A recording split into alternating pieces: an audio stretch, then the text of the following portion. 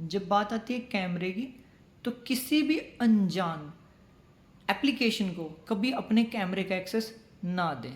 और अनजान ही नहीं, मान लीजिए कि कोई ऐसा ऐप है जिस पर आपको थोड़ा ट्रस्ट है। मान लीजिए कोई कैलकुलेटर ऐप है, आपने उसे इंस्टॉल किया और आप देख रहे हैं प्ले स्टोर पे भी इसके तो बहुत ज़्यादा डाउनलोड्स हैं, बहुत रिव्यूज़ हैं, लेकिन आप अचानक से देखते हैं कि इसने आपके फ़ोन की कैमरा की परमिशन को लिया हुआ है। और आपको लगता है कि जो जैसे कैलकुलेटर का काम है कैलकुलेशन करने का, उस चीज़ के लिए उसे कैमरे की परमिशन चाहिए ही नहीं है। उसका ऐसा कोई फीचर ही नहीं है कि उसे कैमरे की परमिशन की ज़रूरत पड़े। तो ऐसे में आप उसके कैमरा की परमिशन को अनअलाउ कर दें या उस ऐप को ही अनइंस्टॉल कर दें।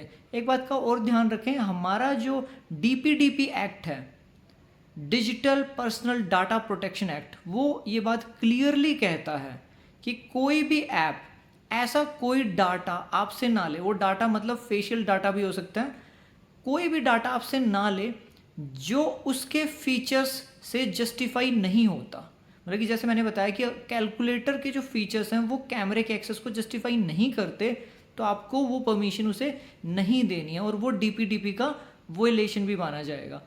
और अब बात आती है कि सिर्फ मोबाइल की ही नहीं, बाहर आते हैं थोड़ा, जो नॉर्मल वर्ल्ड में भी कैमरे होते हैं, आपने देखा वो बहुत ज़्यादा हैक होते हैं, जो एक और भी ज़्यादा बड़ी प्रॉब्लम है। तो उसके कई सारे कारण हैं। सबसे पहले तो जो एक आम इंसान को आदत नहीं होती कैमरे का फर्मवेयर अपडेट करने की, जो वो बहुत बड़ी गलती करते हैं।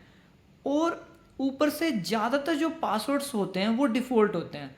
देखिए, जब आप कैमरा जनरली लेते हैं कोई, तो उसका जो पासवर्ड होता है वो बहुत ही कॉमन होता है। वो 1235 हो सकता है, उसका पासवर्ड एडमिन हो सकता है, यूज़र नेम भी जनरली एडमिन ही होता है, उसका जो पासवर्ड हो सकता है वो कंपनी का नेम @123 हो सकता है। इस टाइप के पासवर्ड्स होते हैं, बहुत ईजी पासवर्ड्स होते हैं यूज़र्स के लिए।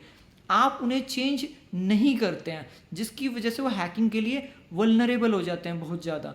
और एक और चीज़ आपको ध्यान रखना कि बहुत सारे ऐसा भी कैमराज होते हैं जिनका कोई ऑथेंटिकेशन ही नहीं होता, जो और भी ज़्यादा प्रॉब्लम कोज करते हैं, जिस पर ऑथेंटिकेशन आपने लगाया ही नहीं है या कंपनी ने शुरू में प्रोवाइड ही नहीं किया है। आपने देखा होगा कि शोडान जैसे सर्च इंजन्स हैं, उन पे आपको बहुत सारे कैमराज मिलेंगे, बहुत सारे कैमराज हैं वहाँ पे।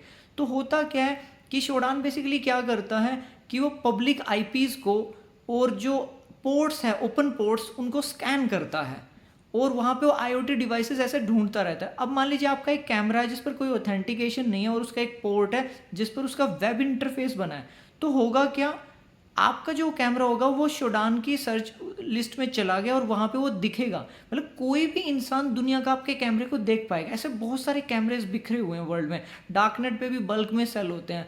तो इसका मेन कारण ये है कि वहाँ पे कोई प्रॉपर ऑथेंटिकेशन ही नहीं है। तो आपको ध्यान रखना है आपके कैमरे के लिए strong password, strong authentication system आपको रखना है, फर्मवेयर को टाइमली आपको अपडेट करते रहना है।